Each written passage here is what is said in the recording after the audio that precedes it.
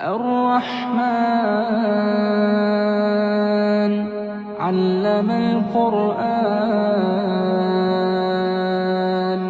خلق الإنسان علمه البيان الشمس والقمر بحسبان والنجم والشجر يسجدان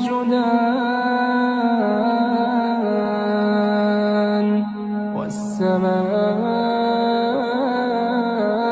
رفعها ووضع الميزان